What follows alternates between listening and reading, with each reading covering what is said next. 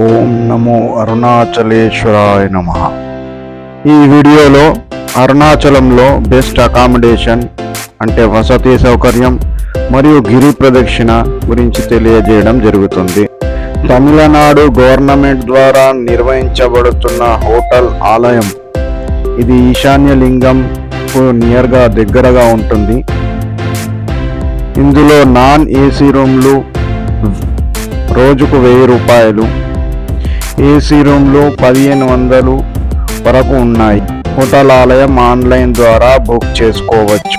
ఈ మ్యాప్లో అష్టలింగాల యొక్క వివరాలు. ఇది గిరి ప్రదక్షిణం రూట్ మ్యాప్ గూగుల్. మేము మార్నింగ్ 8 గంటలకు ప్రదక్షిణ స్టార్ట్ చేసినాం. కారులోనే ప్రదక్షిణ చేద్దామని నిర్ణయించుకున్నాం. ఇక్కడ ఆటో వాళ్ళు గిరి ప్రదక్షిణ చేయడానికి 700 రూపాయలు నిర్ణయించారు.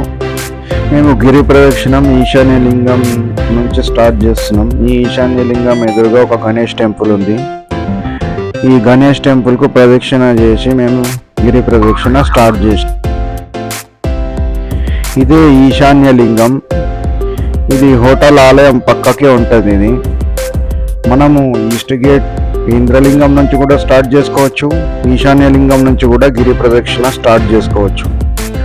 ఈశాన్య లింగం నుంచి స్టార్ట్ చేస్తే కొంచెం బెటరే అని అనిపిస్తుంది నాకు. దిక్కులే అంబరములుగా కలవాడు దిగంబరుడు సాంబ సదాశివుడు. ఈ గిరి చుట్టూ 8 లింగాలు దిక్పాలకుల ద్వారా ప్రతిష్ఠ చేయబడి ఉన్నవి. ఇదే ఆలయ ఈస్ట్ గోపురం, రాజగోపురం. ఈ ఈస్ట్ గోపురం నుంచి కొంచెం ముందుగా నడుచుకుంటూ వెళ్తే లెఫ్ట్ సైడ్ ఇంద్రలింగం వస్తుంది. ఈ ఇంద్రలింగం షాప్ల మధ్యలో ఉన్నది. ఇది ఈ ఇంద్రలింగం సాక్షాత్ ఇంద్రుని ద్వారా ప్రతిష్ఠ చేయబడినది. గిరి ప్రదక్షిణం చాలా మటుకు అందరూ ఈస్ట్ గోపురం నుండే స్టార్ట్ చేస్తారు. ఈ ఇంద్రలింగం నుంచే స్టార్ట్ చేసి ఇంద్రలింగం వద్ద ఎండ్ చేస్తారు. దిక్కులే అంబరములుగా కలిగిన వాడు సర్వవ్యాపి సర్వేశ్వరుడు అరుణాచలేశ్వరునికి సాష్టాంగ ప్రణామం. ఈ అరుణాచలం ఎంతో మంది సిద్ధ పురుషులకు నిలయం. ఇది ఈ అగ్నిలింగం ఎన్నో సిద్ధులను ప్రసాదిస్తుందట. ఏదో చూడండి, ఇలా కొంచెం ముందుగా నడుచుకుంటూ వెళ్తే కొన్ని షాప్ల సముదాయం ఉంది. ఈ ముందట కనిపించేది ఇంద్రలింగం. ఈ ఆటో ముంగట పక్కకు కనిపిస్తుంది కదా బోర్డు. ఏంటంటే లోపల ఇప్పుడు ఏం తీయనిస్తలేరు, బయటికి వెళ్ళి తీస్తున్నాం మొత్తము. ఈ ఇంద్రలింగ దర్శనం చేసుకుంటే సుఖశాంతులు లభిస్తాయి, ఇంద్రుని అనుగ్రహం లభిస్తాయి. ఇంద్రుడు అంటే దిక్పాలకులకు అధిపతి అన్నమాట. ఇక్కడ మేము లోపలికి పోయి దర్శనం చేసుకున్నాక మళ్ళా కొంచెం ముందటికి వెళ్ళినాం. ఈస్ట్ సౌత్ అంటే ఆగ్నేయం అన్నమాట. ఆగ్నేయంలో అగ్ని ద్వారా ప్రతిష్ట చేయబడిన అగ్నిలింగం ఉంది. ఈ అరుణాచలేశ్వరంలోని మూలమూర్తి కూడా అగ్నిలింగమే అన్నమాట. అది పంచభూత లింగాలల్లో ఈ అరుణాచలం అగ్నిలింగం అన్నమాట. ఇలా కొంచెం ముందుకు వెళ్ళినాక ఈ అగ్నిలింగం ఒక్కటి మాత్రమే మనకు కుడివైపు వస్తుంది అన్నమాట, రైట్ సైడ్. మిగతా అన్ని లింగాలు లెఫ్ట్ సైడ్ ఉంటాయంట, కానీ ఇదొక్కటి రైట్ సైడ్ ఉంటుందంట. కొంచెం మేము కన్ఫ్యూజ్ అయినాం. మధ్యలో ఒక టెంపుల్ వచ్చిండే, అదే అగ్నిలింగం అనుకున్నాము. కానీ ఆడ ఒక బోర్డు ఉండే, కొంచెం ముందటికి చూపించింది యారో మార్క్. ఇది కొంచెం గల్లీలోకి ఉందన్నమాట. ఇది కొంచెం కన్ఫ్యూజ్ అయినా కొంచెం పరీక్ష చేసుకుంటూ పోతే కనిపిస్తుంది. ఇట్లా ముందటికి వెళ్ళినాం. ఇక్కడ గుడిలోని శివుని పేరు అరుణాచలేశ్వరుడు, అమ్మవారి పేరు అపిత కుచాంబ. ఈ రోడ్ మీద పోతుంటే ఇక్కడ రైట్ సైడ్ గల్లీలకు ఉన్నది ఈ లింగం. ఇదే రోడ్లో ముందటికి పోతే శేషాద్రి స్వామి ఆశ్రమం ఉంటుంది, రమణాశ్రమం ఉంటుంది, పవల్కుండ్రు ఆశ్రమం కూడా ఉంటుంది ఈశాన్య లింగం దగ్గర. అలా కూడా రూమ్లు దొరుకుతాయి. ఈ గిరి ప్రదక్షిణలో మొత్తం 44 శక్తి స్పాట్లు ఉన్నాయన్నమాట. శివుడు అంటే ఆది అంతములో లేనివాడు. అటువంటి శివునికి ప్రదక్షిణ చేయడం అనేది అసాధ్యం అన్నమాట. కానీ అష్టదిక్పాలకులు స్థాపించిన ఈ లింగాలను దర్శనం చేసుకుంటా ఈ గిరి ప్రదక్షిణ చేస్తే మనం సంపూర్ణ శివ ప్రదక్షిణ ఫలితాన్ని పొందవచ్చు. ఎందుకంటే ఈ గుట్ట దక్షిణామూర్తి స్వరూపం. దీని మీదనే ఆ మర్రి చెట్టు ఉంటుంది. ఆ మర్రి చెట్టు కింద దక్షిణామూర్తి ఉండి సనక సనందనాది సనత్ కుమార సనత్ సుజాత మహర్షులకు జ్ఞాన ప్రదానం చేసిండు. ఈ అగ్నిలింగం తర్వాత ఇది యమలింగం. యమలింగం దర్శనంతో మనం యమధర్మరాజు యొక్క అనుగ్రహాన్ని సాధించవచ్చు. మొత్తం ఈ విశ్వం అంతా చిన్న చిన్న ఆటమ్స్తో తయారైంది, అంటే కణాలతో తయారైంది అన్నమాట. ఇది రుద్రంలోని నమ్మకంలో లాస్ట్ 11వ నమ్మకంలో ఏకాచమే తిస్రచమే దాంట్లో ఈ కానద శాస్త్రం అనే యొక్క సీక్రెట్ ఉంటుంది. ఈ కణాలన్నీ దేని ద్వారా నిలబడి ఉన్నాయో అదే భగవంతుడు అన్నమాట. ఈ అన్ని కణాలకు ఆధారభూతమైన ఒక మూల కణం ఉంది, దాన్నే దైవకణం అంటారు. ఈ దైవకణమే అన్ని కణాలను సృష్టిస్తుంది, వాటిని నడిపిస్తుంది, వాటిని సంహరిస్తుంది. అందుకే శివునిని సర్వవ్యాపి అంటారు. యాక్చువల్గా ఎక్కడైనా ఉంటాడు భగవంతుడు. కానీ కొన్ని స్థలాలలో ఆయన యొక్క ఉనికి అనేది మనకు కొంచెం ఈజీగా తెలుస్తుంది. అటువంటి స్పాట్లలో ఈ అరుణాచలం ఒకటి. కొన్ని స్థానాలలో శివుడు భక్త సులభునిగా ఉంటాడు. ఆ స్థానంలో కూడా ఈ అరుణాచలం ఒకటి. ఈ స్థానాల కంటే ముఖ్యంగా మనము అరుణాచలేశ్వరుని మీదనే గురి పెట్టాలి ఈ శక్తి పాయింట్ల కంటే ముందు. ఎందుకంటే ఈ శక్తి పాయింట్లకు కూడా ఆధారభూతుడు ఆ అరుణాచలేశ్వరుడు. ఇది నిరుతి లింగం అన్నమాట. ఈ సౌత్ వెస్ట్లో ఉంటుంది, నైరుతి సైడు. దీని దర్శనంతో నిరుతి యొక్క అనుగ్రహం పొందవచ్చు. ఈ నిరుతి లింగం దగ్గరనే చాలా కాకులు ఉంటాయి. ఇవి ఇక్కడ మనం ఈ కాకులకు ఇక్కడ ఈ బండి మీద బూందీ కొనుక్కొని ఆ కాకులకు బూందీ వేస్తే కొంచెం పితృదోషాలు ఏమన్నా ఉంటే వాటి శాంతి లభిస్తుంది. శనిగ్రహ దోష నివారణ కూడా జరుగుతుంది. మామూలుగా కాకులు ఏడంటాడా మీరు ఫుడ్ వేస్తే ముట్టాయి, ఈడ మాత్రం గుంపులు గుంపులు ఉంటాయి. ఇక్కడ వనక్కం స్వామి కనిపించాడు మాకు. దాని తర్వాత ఇది అన్నామలై టెంపుల్ అన్నమాట. అన్నామలై అంటే ఈశ్వరుని యొక్క ఇంకొక పేరు, ఉన్నామలై అంటే పార్వతీదేవి యొక్క ఇంకో పేరు. దీని వెనుకకు ఉన్నామలై తీర్థం ఉంటుంది. ఇక్కడ పార్వతీదేవి శివుని కోసం తపస్సు చేసింది. ఇది కూడా ఒక శక్తి పాయింట్. ఇది చాలా పవర్ఫుల్ టెంపుల్ అన్నమాట. ఈ గిరి ప్రదక్షిణంలో ఈ టెంపుల్ దర్శనం కూడా చేసుకోవాలి. దీని వెనుకకున్న సరస్సుల పింక్ కలర్ లోటస్ ఉంటాయి. యాక్చువల్గా ఈ పాండు నిండా ఉంటుంది ఎండాకాలం కాబట్టి. మేము పోయినప్పుడు కొన్ని నీళ్ళు ఉండే, ఒక 2 లోటస్లు అయితే కనిపించినాయి. ఈ పాండ్ మామూలుగా వర్షాకాలం తర్వాత వస్తే మొత్తం నిండా ఉంటుంది, కానీ కొన్ని నీళ్ళు మాత్రమే ఉన్నాయి. ఇట్లా చాలా అందంగా ఉంటుందంట. మొత్తం దీంట్లో మొత్తం లోటస్లు ఉంటాయి. మేము లోటస్లు చూడాలనుకున్నాం కానీ మాకు 2 అనిపించినాయి.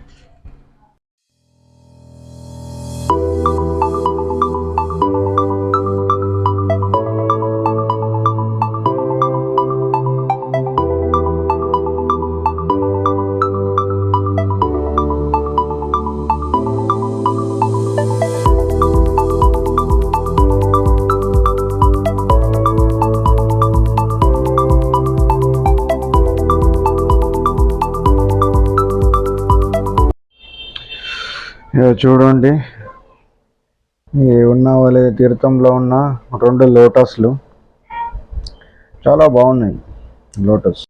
అరుణాచలంలో రమణ మహర్షి, మళ్ళీ రమణ మహర్షి ఆశ్రమం కూడా ఇంపార్టెంట్. ఇక్కడ శేషాద్రి స్వామి ఆశ్రమం ఉంటుంది.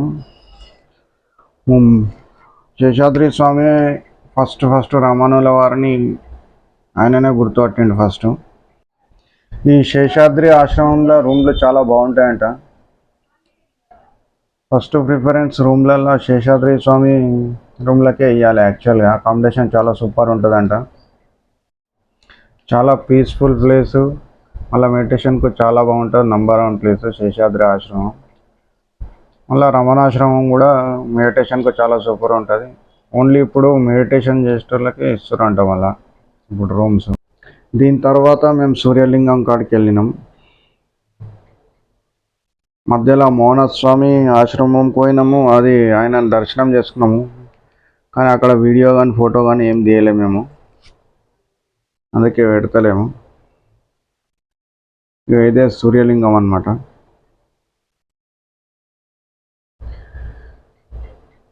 ఇది సూర్యుని చేత ప్రతిష్ఠించబడిన లింగం అన్నమాట.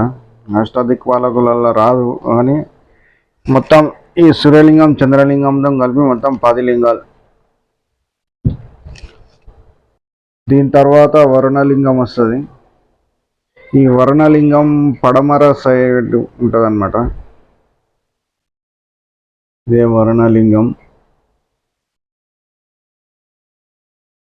వరుణదేవ ప్రతిష్ఠితం అన్నమాట. ఇది యాక్చువల్గా వరుణుని మెయిన్ గుడి పాకిస్తాన్ కరాచీలో ఉంటుంది, కానీ ఇప్పుడు ఆ జీర్ణావస్థలు ఉంది. అది దాన్ని ఎవ్వరు పట్టించుకుంటలేరు. ఈ వరుణాల దేవుడే సింధీవులకు మెయిన్ దేవుడు అనమాట. ఆయననే వాళ్ళు జూలే లాల్ అంటారు. ఈ మధ్యలో అక్కడక్కడ గిరి ప్రదక్షిణం మ్యాప్లు కూడా కనిపిస్తాయి ఎట్లా పోవాలనేది. చాలామంది నడుచుకుంటూ పోతారు. గిర చిన్నపిల్లలు చిన్నగా ఉన్నారని మేము కార్లోనే ప్రదక్షిణ చేస్తున్నాము. మొత్తం 14 కిలోమీటర్స్, ఒక 4-5 అవర్స్ అవుతుండొచ్చు. మాకు కార్లోనే 2 అవర్స్ పట్టింది మొత్తం అన్నీ. ఇంకా తొందరగా దర్శనం చేసుకున్నా 2 అవర్స్ పట్టింది మాకు.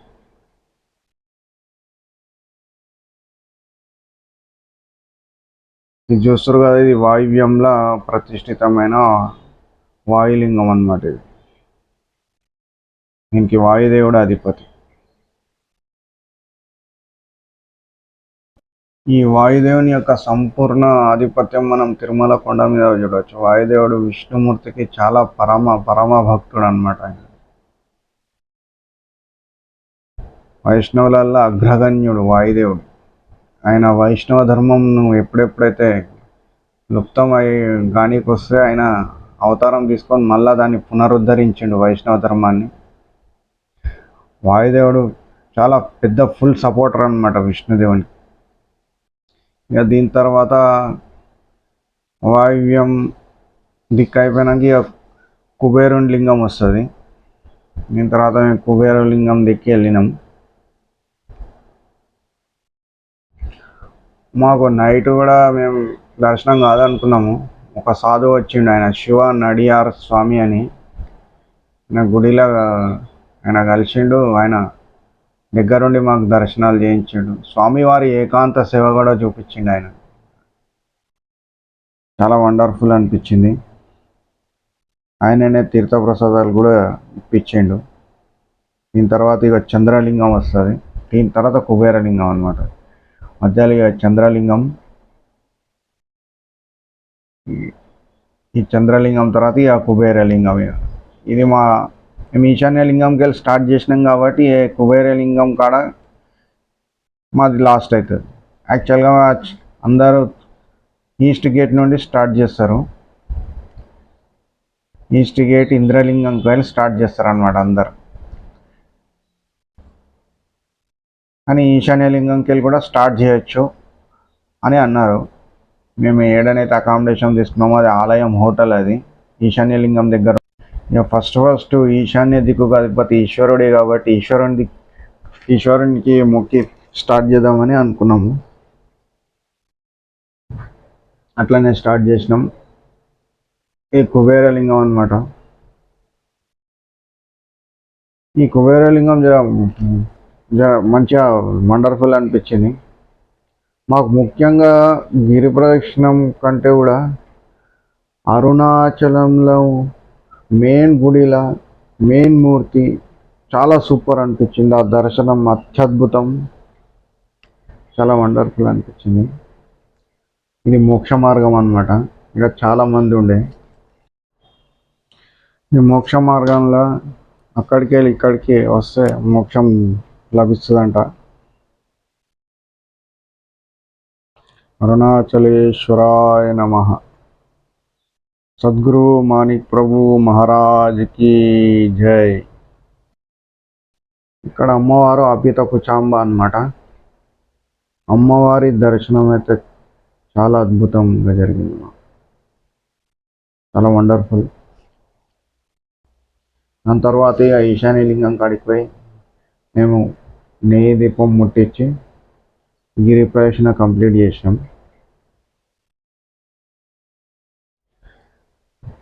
నైట్ అయితే అసలు ఆటోలు కానీ ఎవరైనా కానీ ఆ దర్శనం ఈ టైంకి పోతే కాదన్నారు.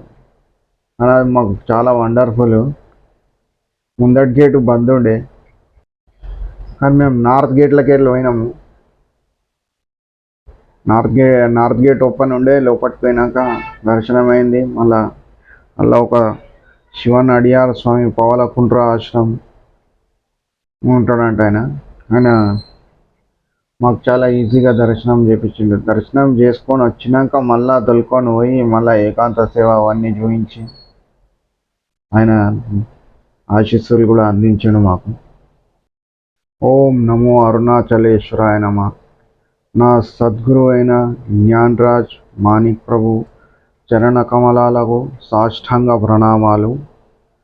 అవధూత చింతన గురుదేవదత్త సద్గురు శ్రీ మాణిక్ ప్రభు మహారాజ్ కి జై. మా యాత్ర దిగ్విజయంగా ఏ ఆటంకాలు కలగకుండా చూసిన మా గురుదేవులకు సాష్టాంగ ప్రణామాలు. ఈ హోటల్ ఆలయం చెక్ ఇన్ 2 గంటల నుంచి మళ్ళీ నెక్స్ట్ డే 2 గంటలకు ఉంటుంది యాక్చువల్గా.